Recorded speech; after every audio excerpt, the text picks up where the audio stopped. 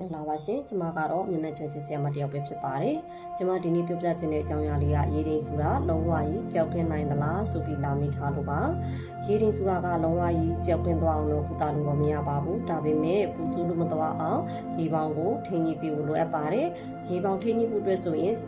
ရေဒိန်အထူးမျက်စိဆရာဝန်နဲ့တေချာပြသပြီးတော့ရေဒိန်ဆေးတွေမျက်စင်းတွေကိုတေချာတောက်မယ်မျက်စင်းတွေကိုတေချာခတ်မယ်ဆေးတွေတေချာတောက်မယ်မျက်စင်းတွေကိုတေချာခတ်မယ်ဆိုလို့ရှိရင်တော့ရေပေါင်းကိုထိန်းနှပ်ပြီးတော့ရေဒိန်ကိုထိန်းနိုင်မှာဖြစ်ပါတယ်တကယ်လို့မှရေပေါင်းမထိန်းနိုင်ဘူးဆိုရင်ရေ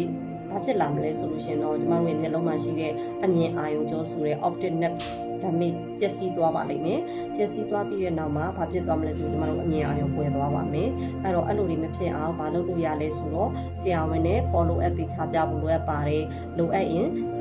surgery လုပ်ရေဒိန်အတွက်ကို surgery လုပ်ဖို့လိုတယ်လို့လေးစားပြစ်ဖို့လည်းလိုအပ်ပါလိမ့်မယ်အဲဒီတော့မိမိယောဂါကပို့ပြီးတော့စိုးမသွားအောင်ပို့ပြီးတော့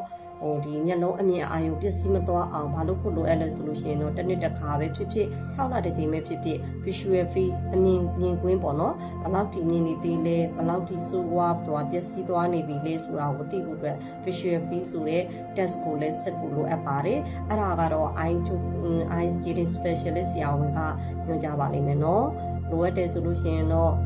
တော့စနေလို့တော့မရဘူးလိုအပ်တယ်ဆိုလို့ရှိရင်တော့သက်ဆိုင်ရာအထူးကုဆရာဝန်နဲ့တေချာတိုင်ပင်ပြီးတော့မိမိတို့ရဲ့မျက်လုံးကိုကောင်းမှုအတွက်ဘာတွေဆက်လုပ်သင့်လဲဆိုတာကိုဆရာဝန်နဲ့တေချာဆွေးနွေးတိုင်ပင်သင့်ပါတယ်နော်